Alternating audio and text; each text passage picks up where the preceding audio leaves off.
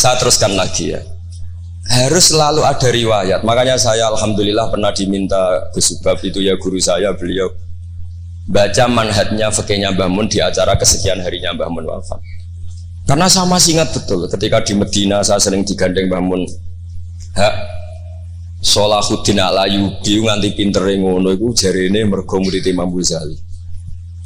Tapi jarene hak muridé putu murid. Terus saya bilang putu murid ya impun nanti kula hitung nak murid mboten pas. Buatan tok waktu nih, yes putu murid. Karena saya pernah di masjidnya Sholahuddin Al-Ayyubi di mimbarnya, itu futuhatnya itu sekitar 815. Jadi kalau tak hitung Imam Ghazali lahir 410, 450, wafat 505, kayaknya buatan menangi. Oh yes, nak ngono putu murid. Itu beliau punya konsep mengalahkan pasukan salib. Itu yang dipakai itu kitab Ihya.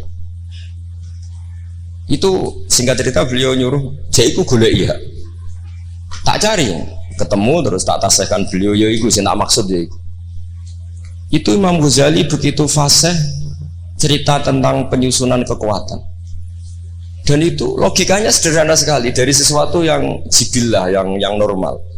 Misalnya begini ya, al insan abdul ihsan, bahwa manusia itu pasti menjadi budaknya kebaikan. Hitung saja sekarang misalnya begini, kita jadi orang soleh, meditera karuan, gremengan sinis. Yang ini orang fasik, senyum, lomo, apian. Kira-kira orang netral itu kalau jagungan ke kamu apa ke sini? Yang lomo, yang nyaman kan? Sehingga orang boleh mengatakan ketika ngarang fikih, senyum itu sunat di karangan fikih. Tapi di aplikasi nyata tidak bisa. Bagaimana kalau ada orang netral, bisa soleh, bisa fasik, sing fasik senyum, sing soleh merengut, sehingga yamilu orang yang netral ini ke yang fasik. Kamu bisa ngarang fikih kalau sodako itu sunnah, karena itu sudah tidak wajib, karena yang wajib itu zakat. Kamu bisa ngarang fikih seperti itu. Tapi kalau dalam tatbiki tidak bisa. Misalnya saya orang soleh hidup di tengah kota, atau orang soleh hidup di pedalaman, terus saya medit mentang-mentang sudah zakat, nggak pernah sudah sing wong fasek jor-joran sering nyervis rokok gratis, ngopi gratis. Kira-kira kemana kecenderungan orang itu? Ke yang fasek, karena al-insan abdul ihsan. Nah hal-hal seperti ini tuh yang dikaji Imam Ghazali kemudian itu menjadi inspirasi Sholahuddin Al-Ayyubi. Kalau dia ingin solid maka harus berbuat baik sama siapa saja. Karena itu cara punya kekuatan. Nah kita enggak, kita ini memaksakan kebenaran tapi prosesnya tidak simpati. Makanya kata para mufassir, walaupun tafadzur ghalidal qalbi lan faddu min khaliq, itu kata para mufassir, hada sayyidul khalqi wa hada ahabbul khalqi ila Allah.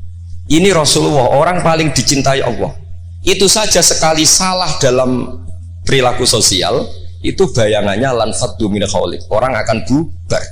Padahal ma'anna hada muayyadun bi ruhil qudus. Padahal Rasulullah itu orang yang diberi kekuatan malakut, kekuatan langit. Itu saja dibayangkan kalau salah secara sosial lan faddu min khaliq, orang akan bubar. Apalagi kamu yang keramatnya nggak jelas, hizib gak mandi, terus salah sosial, istaqabbal wa minna minkum taqabbal ya kan. Sehingga Mbah Mun itu baik sama siapa saja, termasuk baik sama Megawati, sama apa saja. Bahkan beliau sebelum haji sempat ketemu Megawati, dan beliau sebelum itu ya pernah bilang ke saya, ke kita, aku ketemu Bu Mega dan Indonesia aku damai.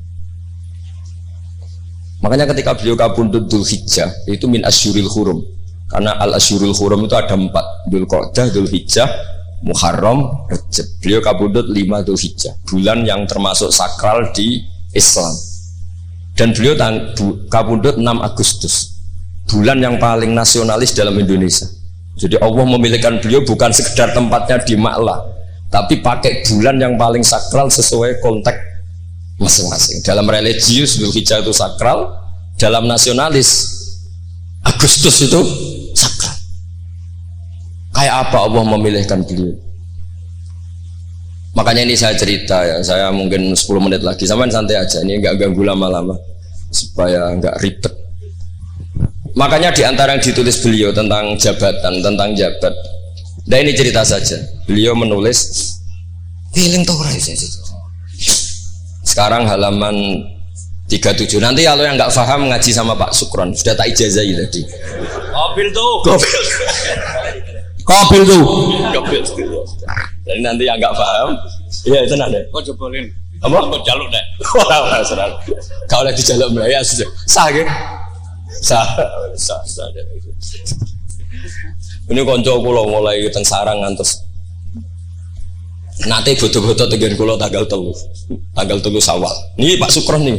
Gus, gue nak jadi kiai jogeman kaya aku. Tak pikir apa? Ceritanya gini Gus Rosid, dia itu kiai, mungkin kiai debutan. Dia dengan santainya cerita, man soma Ramadan summa addu'ahu sitan min Syawal faka'annama somat daro kullah. Jadi puasa Ramadan kemudian puasa 6 hari Syawal, maka seakan-akan puasa setahun. Singkat cerita ada orang lugu puasa tanggal 2 ini. 2 Syawal puasa. Soan Pak Sukron pas kiai ini rokok. Terus kata orang lugu tadi, getun Pak aku anut jenengan. Jebule jenengan gak poso. Saya bilang, lah opo ke dalil ngono barang lah opo. Dalil liyane ya kena.